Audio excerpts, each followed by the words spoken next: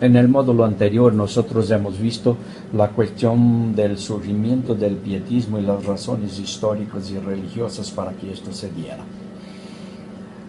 Hemos visto también los primeros que salieron con la idea, y hoy vamos a ver la cuestión de los pietismos, porque no hubo uno solo, pero también vamos a profundizar un poco más en esta cuestión, porque el pietismo es algo que toma una dimensión mucho más grande y también abarcó más temas de la vida cristiana, de la iglesia y todo lo demás, y creo que se hace muy necesario que tengamos esto en vista, mismo porque la hermandad tiene su origen en el anabautismo con influencias del pietismo.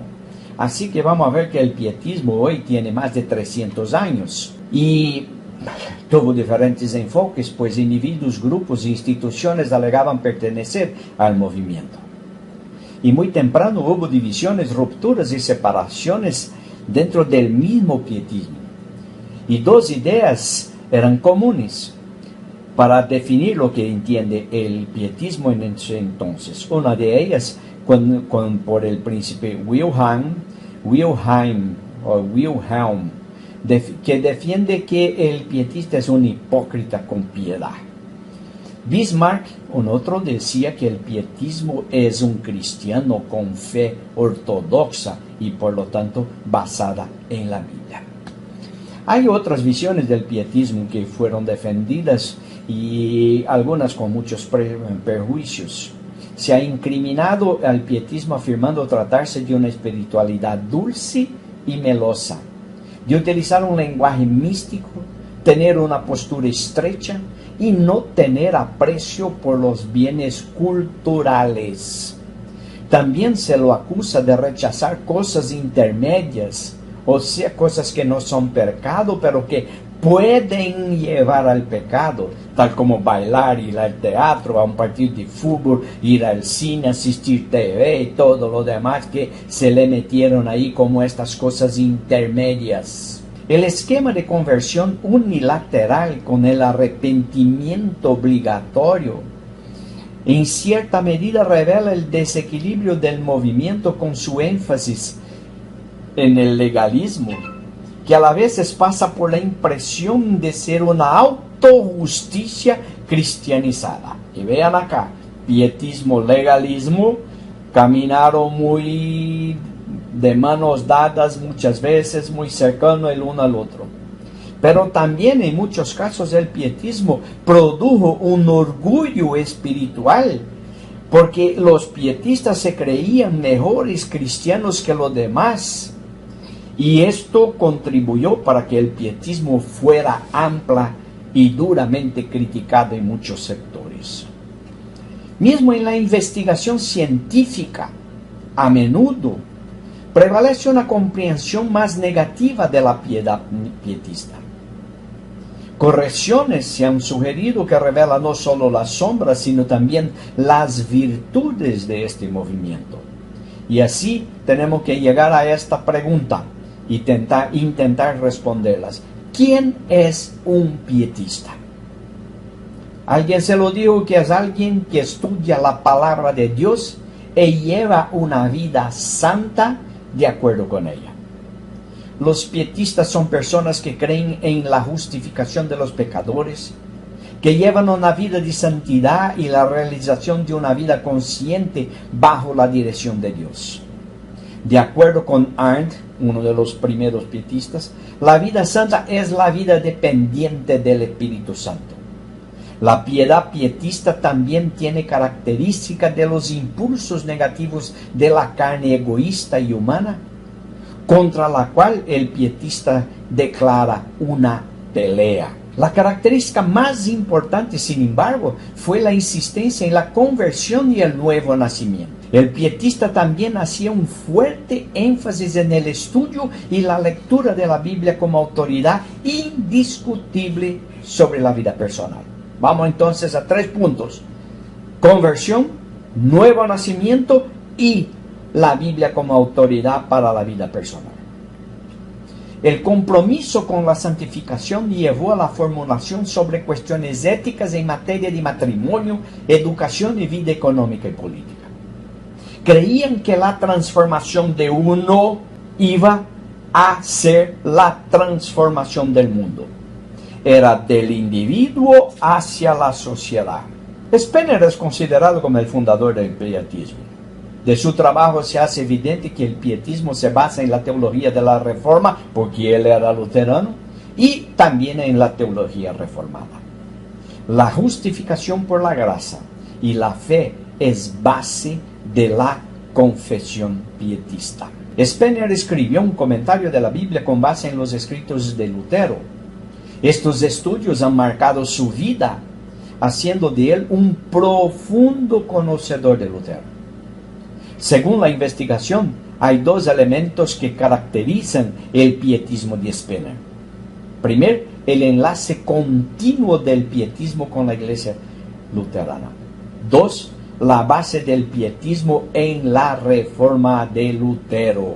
Al proponer los Collegia Pietatis en su obra Pia Desideria, Spener se refiere a Lutero cuando éste dice que aquellos que quieren ser cristianos deben reunirse en torno a la palabra de Dios para edificarse entre sí. El prefacio de Lutero a los romanos puede ser visto como la carta magna del pietismo, porque la fe es la obra divina en nosotros que mata al viejo Adán, nos hace nuevas criaturas por el Espíritu Santo y nos convierte en personas muy diferentes en el corazón, en la disposición, los sentidos y todas las fuerzas de dirección de Dios. Este tipo, Gerhard Tertzgen, escribió: si la vida va en contra de la naturaleza, entonces los que cultivan la carne y los sentidos son malos peregrinos. La piedad pietista también tiene una característica de los impulsos negativos sobre la carne egoísta y humana contra la cual se declara una pelea. La característica más importante es la insistencia en la conversión y el nuevo nacimiento. Otro elemento esencial de la identidad pietista es el estudio y la lectura de la Biblia como autoridad indiscutible sobre la vida personal, y esto ya se lo decimos y lo repito porque esto es fundamental. Pero el pietismo tuvo algunas divisiones. Y es importante hacer la distinción entre el pietismo clásico y el pietismo radical. El pietismo clásico pretendía hacer una reforma desde adentro de la iglesia, trayendo vida espiritual, devoción y un nuevo aliento a una vida acomodada, una nueva visión de la espiritualidad, dejando el foco en el conocimiento de fórmulas teológicas para estar en la vida y en las acciones. Por el otro lado, el pietismo radical tenía críticas a la iglesia establecida y la veía como la prostituta de Babilonia. Defendía ideas que están más allá de la reforma y constituyeron iglesias libres y o movimientos alternativos. Sus representantes son Johann Jakob Schütz, Johann Wilhelm Petersen y su esposa Leonora, Gottfried Arnold, grupos tales como los neobautistas y la comunidad de Sion. El pietismo radical tiene las siguientes características: una intensa mística del catolicismo medieval, una influencia del bomismo, que tenía también por su parte influencias de la Cábala, una interpretación mística de la Torá, y la alquimia, que pretendía reducir todo a oro, la influencia de J. Arndt y la influencia del puritanismo. Y estos elementos culminaron en la radicalización de la reforma. La pareja Petersen ha desarrollado enseñanzas sobre el milenio que culminaron en la convicción de que al final todos se salvarían. Universalismo, o sea, no va a haber infierno, todos van a estar bajo la gracia de Dios. Gottfried Arnold se abrió al espiritualismo y el médico Conrad Dippel enseñó que el sufrimiento vicario de Cristo debe ser sustituido por una transformación física del ser humano en un nuevo nacimiento. Y acá una cosa interesante, transformación física, porque según él tenía que haber un cambio radical en la mente, en el comportamiento, en la manera de hablar y todo esto. Los representantes radicales del pietismo abogaron por una ética ascética, o sea, se separar completamente del mundo, no meterse en nada, vivir medio así como que fueran monjas y monjes en medio de la sociedad. Y de estos los labadistas se veían como una comunidad de amor en la que se practicaba el sexo sin limitaciones. Muchos grupos reclamaron de los fenómenos de la inspiración, predicaron el juicio y compraron intriga con las autoridades eclesiásticas y políticas. Vea que acá también pasó lo que pasó allá desde el principio de la iglesia, y vimos esto también en algunos de los anabautistas, estos exageros. Y incluso esta cosa del amor libre, y que tenían inspiraciones, que el Señor le hablaba, que el Señor le reveló, que soñó con algo y lo traían, y esta inspiración se tornó palabra de Dios para esta gente. En los años de 1726 a 1742 llegó la Biblia de Berleburg, que contenía enseñanzas del pietismo radical. Tuvieron que hacer una Biblia para ellos. Pero en el siglo XIX hubo el movimiento del Renacimiento, que tiene estrecha conexión con el pietismo clásico del siglo XVIII. Muchos lo ven como una segunda fase del pietismo en la historia. Y las características comunes son el énfasis en la conversión, el rechazo de una teología crítica a la Biblia y la promoción de la misión interna y externa. Y acá hay que decir una cosa. En este entonces, por el iluminismo y las ciencias todas, muchos empezaron a leer la Biblia con un aparato crítico, tomando las ciencias, tomando la arqueología, la lingüística y todo lo demás para leer la Biblia, y mucho de lo que se creía empezó a ser cuestionado por estos que tenían ahora otras luces que lo ponían sobre el texto bíblico. Este movimiento del Renacimiento entonces empezó a hacer esto, pero también hubo un rechazo a esto por parte del pietismo. ¿Okay? Y de este movimiento surge el término evangélico, que es ampliamente utilizado en nuestros días y revela influencias que el pietismo recibió en el contexto anglosajón. De ahí viene también el evangelicalismo en los Estados Unidos, los evangelicals, que tiene raíces en el pietismo, pero se distingue por asumir una forma más influenciada por los elementos anglosajones. El movimiento pietista llegó poco después de la muerte de Zinzendorf en su punto. El movimiento pietista llegó poco después de la muerte de Spener en su punto máximo, y después fue sofocado por la Ilustración y una teología marcada por el racionalismo. En el siglo XIX, el pietista en este tiempo fue una reacción a la situación de la iglesia en este momento. Sus representantes hicieron hincapié en la predicación bíblica como contrapunto a las tendencias racionalistas en las facultades de teología que intentaban dar una interpretación racional a todo lo que está en la Biblia.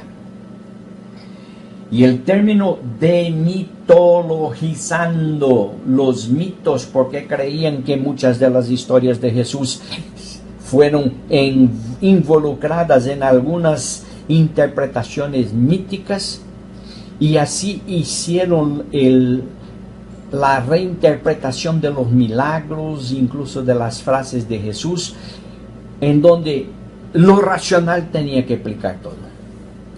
Y los temas principales de los sermones en este tiempo eran la justificación del hombre pecador por el acto de Jesús en la cruz y la posibilidad de relación filial del creyente con Dios desde la aceptación del pecado concedido por Dios. En la segunda mitad del siglo XIX se fundaron varias organizaciones misioneras, siendo las primeras formas organizadas de evangelización y cultivo de la vida en comunión. En la segunda mitad del siglo XIX tuvo en Alemania grupos que vivían la comunión del período clásico del pietismo y que fueron fortalecidos. Surgió una conciencia profunda de la misión del pueblo de Dios en el mundo, con misioneros siendo enviados a todas las partes. El moderno movimiento misionero se debe al pietismo. El movimiento de evangelización de Finney es un producto de este tiempo.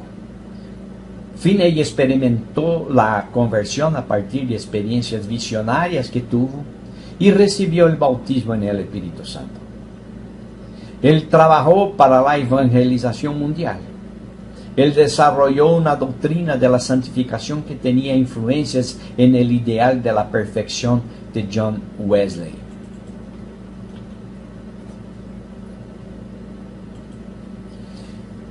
La Iglesia luterana, después de Lutero, tuvo un movimiento por la ortodoxia que trató de sistematizar y consolidar las ideas de la Reforma, especialmente en vista del movimiento de la contrarreforma por la Iglesia Católica, que fue el Concilio de Trento, que puso cualquier cantidad de críticas y contrapuntos a los reformadores, y en donde se puso a Tomás de Aquino como el teólogo oficial de la Iglesia Católica. Si esto fue un trabajo para los teólogos, también tuvo implicaciones para la celebración de los cultos, con cambios significativos en la liturgia.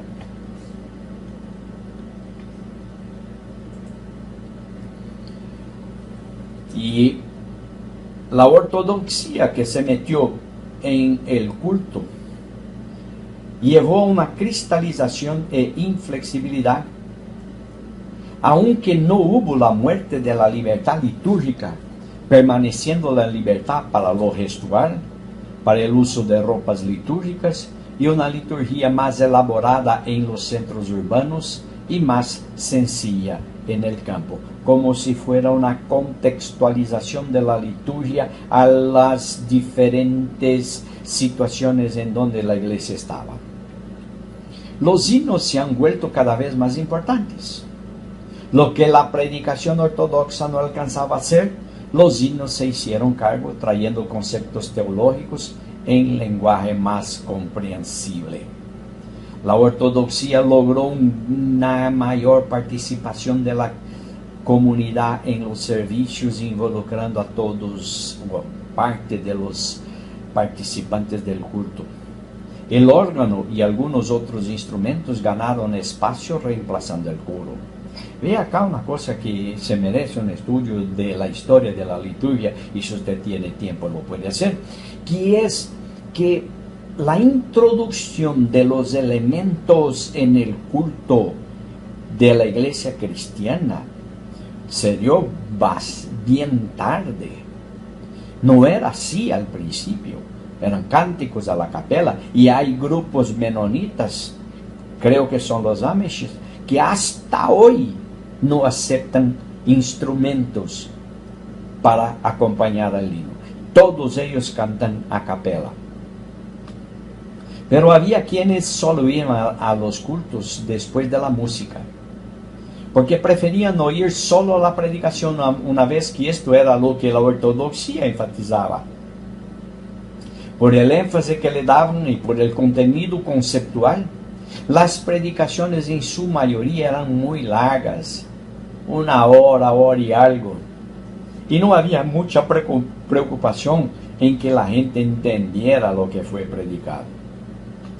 La liturgia en su mayor parte consistía en himnos, el Padre Nuestro que era recitado a media voz, la predicación, anuncios desde el púlpito, el anuncio de perdón de los arrepentidos, motivación a la oración y la bendición desde el púlpito.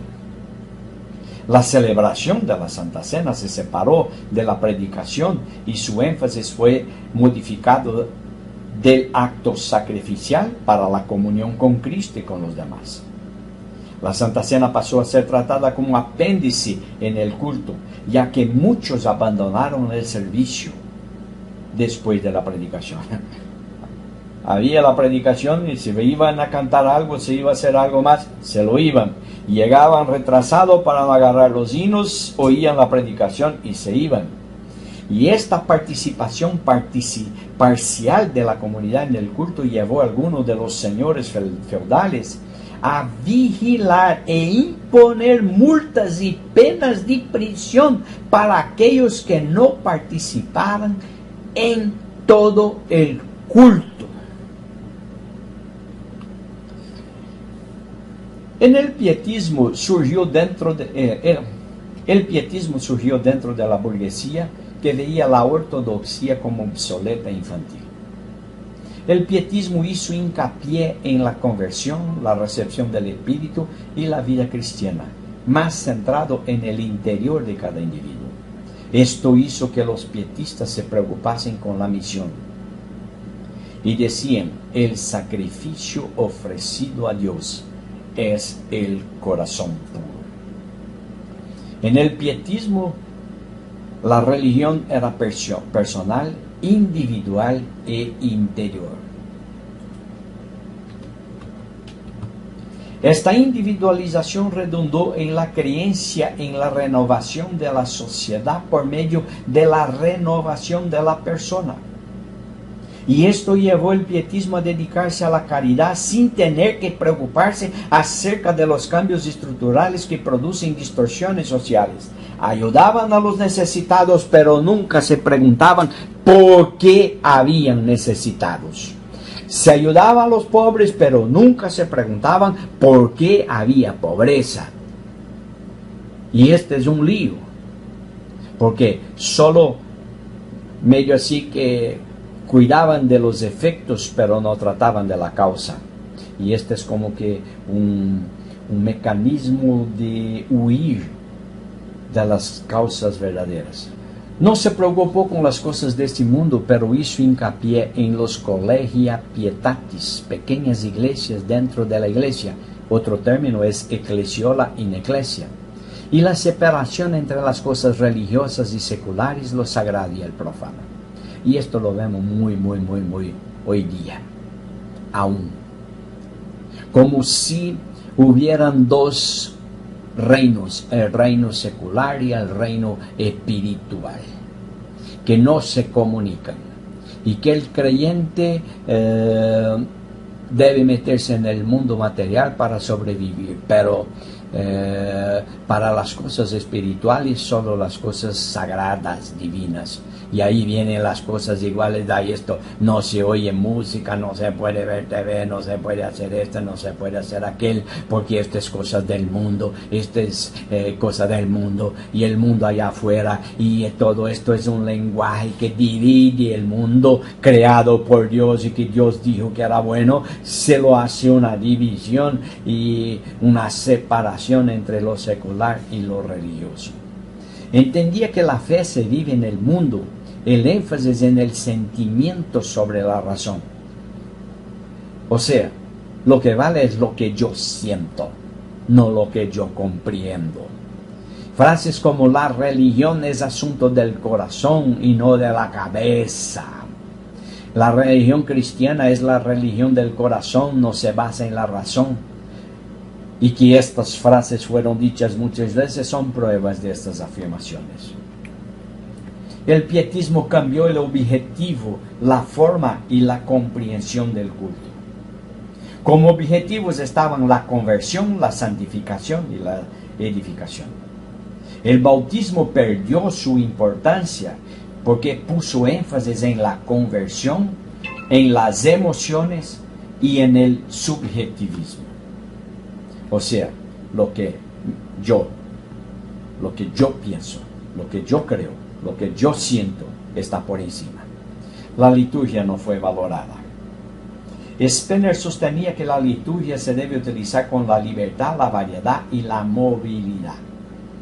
El calendario litúrgico fue visto como inmovilización innecesaria para aquellos que habían nacido de nuevo.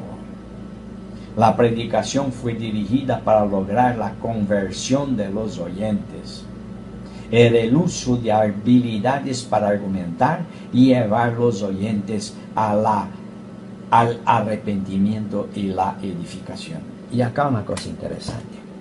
Hay predicadores que tal la énfasis que dan al arrepentimiento, a la conversión, que manipulan las emociones durante el culto, que manipulan la gente para que acepten a Jesucristo. Y esto es terrible. La conversión ya no es obra del Espíritu, pero es habilidad humana de hablar, de convencer y de hacer con que las personas tomen una decisión. Se pasó a dar más importancia a la lectura bíblica y su exposición sencilla y práctica, una cosa que la ortodoxia no lo hacía. Las oraciones dejaron de ser leídas y pasaron a ser oraciones libres y espontáneas.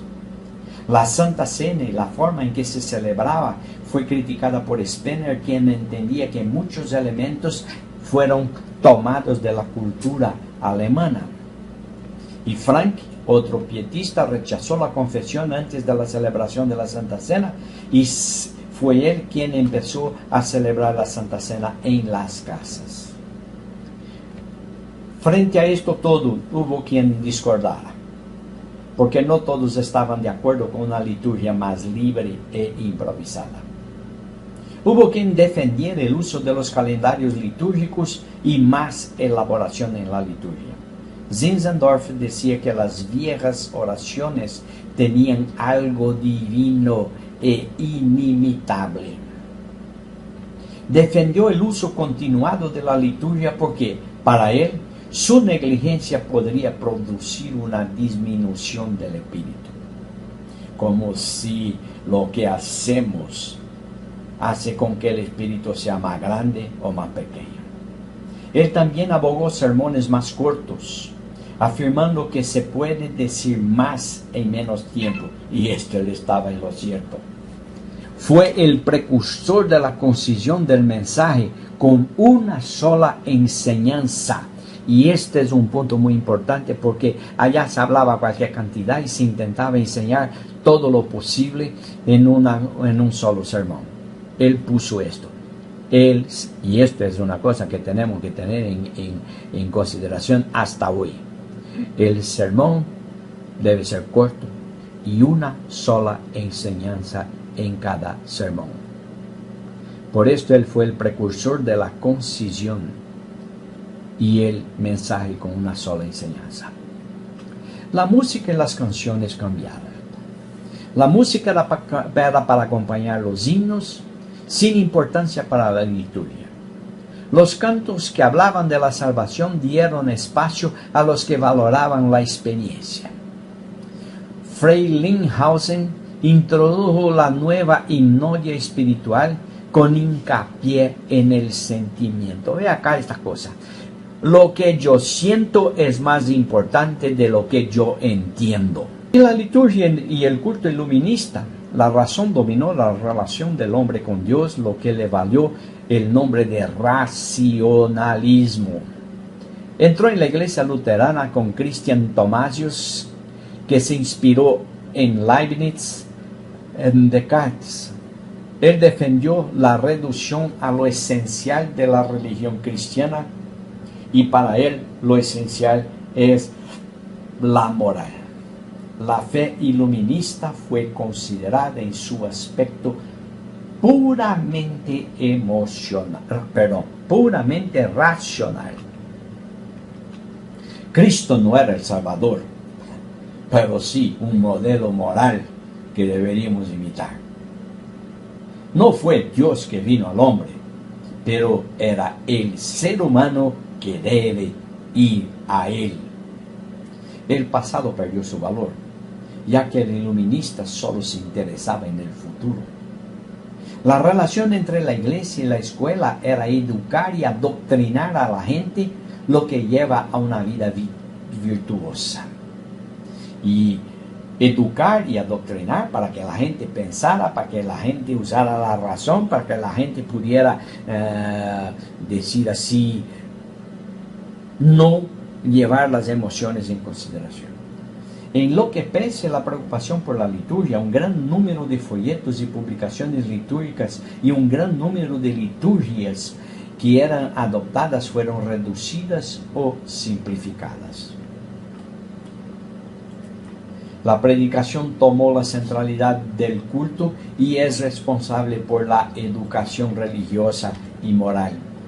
El objetivo de la predicación era que se quería producir una persona más inteligente y confiable.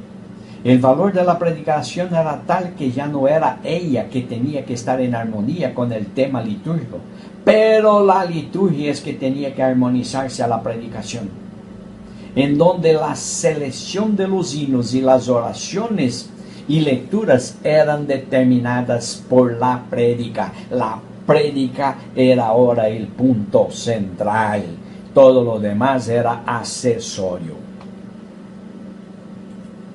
Se corrió el peligro de no predicar la palabra de Dios, sino las ideas del predicador. Esto es terrible. Temas extraños eran predicados. Vean estos sermones sobre el valor de las felicitaciones, acerca del fortalecimiento de los pastores, la advertencia en contra del uso de ropas de cuero, información sobre los riesgos de ser enterrado vivo. Maravilla de sermones, muy instructivos, muy edificantes, muy espirituales. Con el tiempo el culto se convirtió en algo superfluo. Las oraciones, más que hablar a Dios, eran una autoenseñanza. En muchos casos las oraciones fueron sustituidas por discursos emocionales. La Santa Cena recibió una reducción no solo en su forma litúrgica, como en cantidad de veces al año en que se celebraba, siendo preferido el Viernes Santo. Mismo así, la Santa Cena era solo un apéndice al culto. Incluso el relato de la institución fue cambiado para reflejar los matices intelectuales del racionalismo. Elementos simbólicos del culto, tales como ropas, ornamentos, velas, se creía que no comunicaban racionalmente y fueron ridiculizados y hasta eliminados del culto. Un pastor vestido de ropa litúrgica blanca fue considerado como un fantasma. Pasamos ahora a hacer una visión crítica del pietismo. El pietismo hizo confusión entre la justificación y santificación. Al definir el pietismo no se debe confundir con la piedad, que debe ser la meta de todos los cristianos de todos los tiempos. Cualquier movimiento que añada el ismo a su nombre es el resultado de una reacción contra un estado de cosas que se ha vuelto intolerable. Esto es verdad para el pietismo, que fue una reacción a la indiferencia espiritual, a la mundanería y una falta general de verdadera piedad que había infectado a la iglesia luterana en Alemania en el siglo XVII. En 1675 Spinner publicó su Pia Desideria, y pocos libros han ejercido mayor influencia en la historia posterior de la iglesia, algo comparable solo a las 95 tesis de Lutero. Y algunos puntos de esta Pia Desideria son: mayor uso de la palabra de Dios, atención al establecimiento y ejercicio del sacerdocio universal de los creyentes, La fe debe ponerse en acción porque no es suficiente tener conocimiento y el cristianismo consiste más bien en la práctica. Tener cuidado de cómo nos comportamos en las controversias religiosas. En las escuelas y universidades debe prestarse atención al desarrollo moral y a la formación moral de los futuros pastores. Los estudiantes ministeriales deben ser enseñados a predicar sermones dirigidos al corazón y dirigidos hacia la vida de sus oyentes. Las propuestas de Spener fueron al principio recibidas favorablemente por la mayoría de la gente. Y se identifican 3 factores para que hubiera esta buena recepción. Primero, el factor devastador de la guerra de los 30 años sobre la moralidad del pueblo. Los edificios de Alemania estaban en ruinas, los campos estaban asfixiados por las malas hierbas y un sinnúmero de personas, muchos de ellos huérfanos, vagaban saqueando y matando por un bocado para comer. La iglesia controlada por el Estado y el ortodoxismo. Pastores y los feligreses podrían haber confundido el conocimiento intelectual de una doctrina sistematizada como si fuera la fe. Un intelectualismo religioso comenzó a controlar muchos salones y púlpitos luteranos. En este contexto se entiende que muchos luteranos ortodoxos darían la bienvenida a las reformas de Spener. Se hizo evidente lo que Spener quería lograr y la resistencia creció.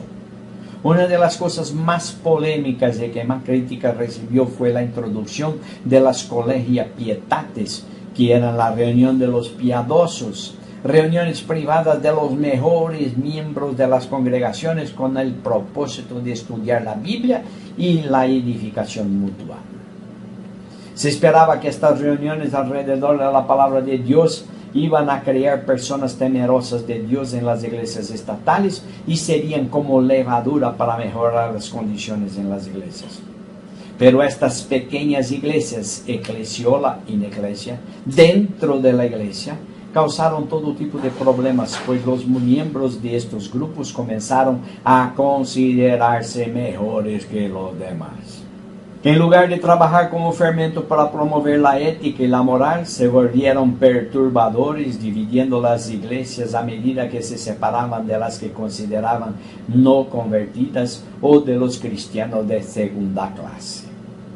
Más tarde los pietistas intentaron clasificar a las personas de acuerdo con su crecimiento espiritual. Y de ahí viene un poco la cuestión después que se utiliza mucho hasta hoy día, el creyente carnal y el creyente espiritual. Frank se convirtió en profesor en la Universidad de Halle. Una de sus contribuciones fue su experiencia de conversión mientras trabajaba en un sermón. Él había sido requerido para predicar en Juan 20:31 y él quería presentar la distinción entre la fe viva y una fe construida sobre la autoridad y la costumbre, lo que lo llevó a examinar su propia condición interior bajo la verdad de Dios y la confiabilidad de la Biblia. En medio de la profunda crisis existencial y en oraciones, se sintió renacer. Había experimentado personalmente el punto central de todo pensamiento piadoso y aspiración, el renacimiento, el nuevo nacimiento. Cayó de rodillas y dio gracias a Dios como nunca lo había hecho en toda su vida. El pietismo tiene numerosas características que lo identifican. La orden luterana de servicio comenzó a ser considerada como una reliquia de los tiempos de la pre-reforma y se criticó las oraciones leídas, prefiriendo las oraciones espontáneas, en donde podría haber la libre manifestación de un corazón devoto. Los himnos del Evangelio sentimental reemplazaron los himnos luteranos confesionales. La confesión privada y la absolución por parte del pastor tuvo la oposición, ya que se presuponía un juicio sobre el verdadero arrepentimiento de una persona. La silla confesional es la silla del diablo. lo decían. La absolución pública en los cultos también le caía bien, no le caía bien al pietismo. Los grupos de estudio bíblico y de oración resultaron en un descuido de la importancia del servicio regular de adoración. Todo lo que no contribuía a la edificación espiritual se clasificó como perjudicial: teatro, baile, juegos de cartas, deportes, magia y todo lo demás. Estos fueron condenados como pecados y eran mal vistos como indignos para una piadosa alma. Los estudios seculares eran despreciados y la escuela parroquial consistía en hasta 6 horas de instrucción religiosa. Se hizo hincapié en la confirmación del bautismo en la medida en que todo niño bautizado era visto como habiendo caído del estadio de gracia bautismal y que necesitaba esta promesa consciente por parte del individuo como una conclusión de la eficacia de este pacto. El unionismo y el entusiasmo florecieron. Pronto se hicieron evidentes en toda parte que, si la piedad personal era de suma importancia, las diferencias doctrinales eran secundarias. El pietismo tuvo 187 niños en el orfanato de Frank. 2,000 o más estudiantes matriculados en la Universidad de Halle en el momento de la muerte de Zinzendorf. Numerosas instituciones caritativas y educativas que fundó y que rechazó el apoyo estatal. El resurgimiento del espíritu misionero que hizo que salieran de Halle a todas las partes del mundo con un celo por las misiones, no solo ministros del Evangelio, sino hombres de todas las profesiones. El mismo Zinzendorf dio sus propiedades en un ejemplo notable de sacrificio. La verdadera diferencia distintiva entre el luteranismo confesional y el pietismo es el objetivismo religioso en oposición al subjetivismo religioso. El subjetivismo se manifiesta principalmente en la confusión entre la justificación y la santificación. Spener creía que la reforma de Lutero en el campo de la doctrina necesitaba completarse con una reforma en el campo de la vida cristiana. En su celo por lograr este objetivo, Spener perdió de vista un principio básico: el hecho de que el hombre no encuentra en sí mismo, sino fuera de sí, en el Evangelio y los sacramentos, la garantía de que es hijo de Dios y heredero de la eterna salvación. En lugar de los medios de gracia, el pietista mira la experiencia emocional personal. La doctrina de la justificación fue para Lutero lo que Jesús ha hecho por nosotros. La enseñanza de las Escrituras es que Dios amó este mundo de pecadores, que envió a su Hijo para ser nuestro sustituto, para sufrir y morir en nuestro lugar. El pietismo cambió el énfasis de lo que Cristo ha hecho por nosotros a lo que Cristo hace en nosotros. La vida santa se enfatiza en lugar del perdón de los pecados. La teología y la práctica se centran en la santificación en lugar de la justificación. Con el cambio hacia la santificación y las buenas obras, vienen también el legalismo y la confusión de la santificación y la justificación. Spener dijo: como la fe que nos justifica y santifica es inseparable de las buenas obras, así nadie será justificado más que aquellos que están empeñados en la santificación. Con esto, Spener hace que la justificación dependa de la santificación. Y acá un poco de salvación por las obras. La confusión entre justificación y santificación conduce a el uso de la ley en legalismo. Los evangélicos tienden a usar la ley para frenar los pecados de la sociedad en lugar de convencer a los oyentes de su propia pecaminosidad. Tal predicación tiende a convertir a las personas en fariseos. Muchos evangélicos se establecen a sí mismos y a sus oyentes como criterio para evaluar a los débiles de la fe. Yo soy la medida de la espiritualidad de los demás. Yo soy el ejemplo para todos. Le gusta hablar yo y casi siempre. Yo, por ejemplo. La única manera de promover buenas obras a los ojos del Señor es promover la fe. La Biblia enseña que el amor es el cumplimiento de la ley. La ley nos manda amar, pero no puede producir amor en nuestras vidas. El Evangelio es el mensaje del amor perdonador de Dios por los pecadores. Amamos porque Él nos amó primero. Cuando el pecador se da cuenta de que en Jesús todos sus pecados son perdonados, su corazón desbordará automáticamente de amor y deseo de agradecer a Dios que le ha mostrado tanta misericordia. Muchos fracasan en abordar la negación del pecado original. Debido a esto se niegan a ver la total depravación del ser humano. Muchos muestran confusión sobre el hecho de que un cristiano es al mismo tiempo un santo y un pecador.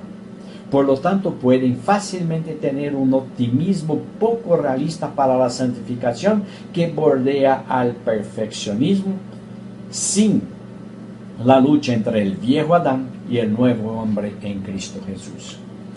El Evangelio pietista de Spener retira el énfasis de las verdades de la palabra y las pone en la experiencia subjetiva. Deja un sistema teocéntrico y propone un sistema antropocéntrico, centrado en el hombre. Se preocupa por lo que Dios hace en nosotros y no lo que Dios ha hecho por nosotros. Hay una negación de la justicia objetiva o universal. El hecho de que Dios declaró inocente a todo el hombre cuando Jesucristo murió en la cruz. Ser nacido de nuevo es más importante que la justificación y la doctrina de la regeneración es sinérgica. Dios hace su parte y el ser humano hace su parte en la obra. La iglesia deja de ser donde se proclama el Evangelio para ser donde las personas están viviendo correctamente. Es el ayuntamiento de los santos. Otro error es que los nuevos evangélicos, así como el pietismo, tratan de hacer visible a la iglesia invisible. La iglesia es invisible porque contiene solo creyentes y no puede mirar el corazón de nada para ver si realmente uno es creyente o no. No podemos ver la iglesia, pero sabemos que está presente siempre, donde quiera que se proclame el Evangelio. Pero los pietistas, porque enfatizaban la cuestión de que debe ser formada solo por los verdaderos cristianos, quieren determinar quién es un verdadero cristiano y quién no está estableciendo, no está viviendo según un patrón de los pietistas. Quieren determinar quién es un verdadero creyente y quién no está viviendo según un patrón de comportamiento externo determinado por los pietistas. En 1978, dos estudios realizados por el Instituto para el Crecimiento de la Iglesia indicaron que la evangelización de masas al estilo de Billy Graham y Luis Palau y otro Gigi Ávila no es una manera efectiva de promover el aumento de la membresía de la Iglesia. De los cientos de miles de decisiones por Cristo registradas por el Campus Crusade, 97 de cada 100 que se decidieron nunca fueron incorporados a una iglesia. Frank estaría orgulloso del concepto de los nuevos evangélicos de que hay tres tipos de personas en este mundo: los paganos, los cristianos carnales y los cristianos llenos del Espíritu. Esto también es parte de la confusión de la justificación y la santificación, única en la terminología con los nuevos evangélicos. Esta terminología trata de abordar el problema del viejo hombre y del hombre nuevo con el hecho de que todavía nos aferramos a esta bestia vieja heredada del padre Adán. Sabemos que la vida cristiana implica la búsqueda en el poder de Dios y por la motivación del Evangelio para ahogar al viejo Adán. El arrepentimiento debe ser diario para caminar en novedad de vida. En esta lucha un cristiano es más fuerte que otro en su vida privada. Uno ha alcanzado un nivel más alto de santificación que otro. Uno es más ansioso de testimonio, es más diligente en la oración, es más liberal en sus ofrendas al Señor, es mucho más útil a su vecino. Y no hay una única espiritualidad que se aplique a todos igualmente. La espiritualidad es una experiencia individual y cada cual la vive plenamente según sus habilidades físicas, mentales, según sus dones. Y así se vive la espiritualidad. Vean que hay cualquier cantidad de cosas acá para pensar.